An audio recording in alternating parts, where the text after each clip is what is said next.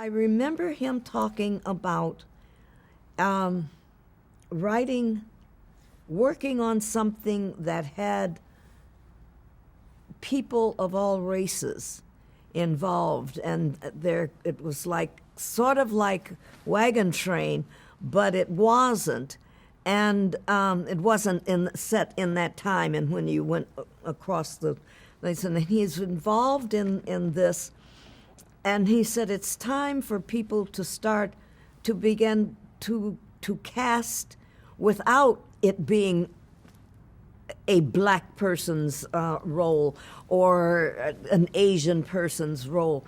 People are people, and we do it every day in our society. Why isn't it reflected?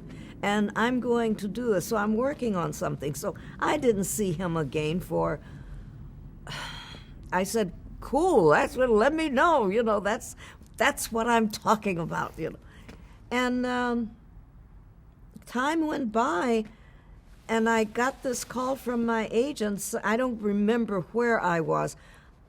At some point, I know that I was in Paris and in Europe, that he called me and said, come home, they're going to do something. And so it could have been there. But I'm pretty sure it was there. But he said, they're doing Star Trek. And he seemed to think I knew what that was. I didn't know what a Star Trek was. I hadn't been here. And apparently, I'd been gone a lot because they did a pilot that didn't sell.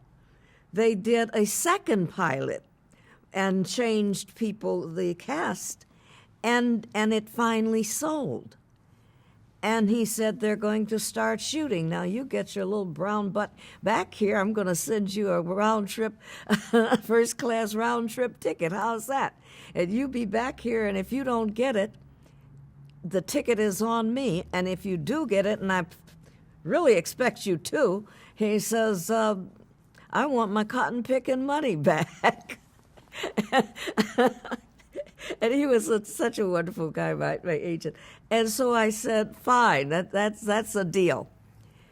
And what I really thought is I can come home, get my son, and take my son with me.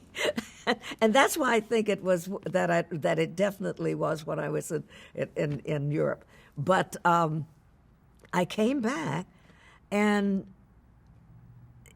the story goes, and I went in to read for the part, but the story goes. Gene told me later.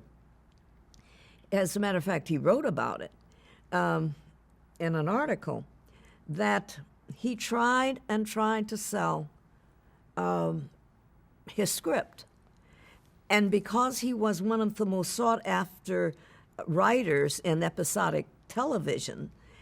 Every studio that he said he had they wanted to see him. Yes, absolutely, until they found out what the script is. This is a great script, Gene, but, you got one of the main characters is a black woman, And he said, what? He says, well, we have to change this character. And he said, no, none of the characters can be changed. So this went on studio to studio, in which he was turned down. And nobody would say why, except they wanted the black in a subservient role, the Asian in a subservient role. Why are you writing all of these people in here? Because that's what America looks like.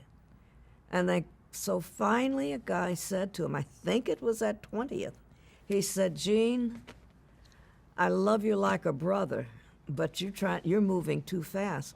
The public won't succeed. He says, how will we know the public won't accept it? They're not ready for it. You're talking about all of America is not ready for something? How do you know until you've tried it? He says, Gene, maybe in 300 years America will be ready. Gene went, really? He went home and wrote it in the 23rd century, in which he figured it has to be space what better than a spaceship? And that's how he wrote, and that's why I didn't know what Star Trek was. So he wrote it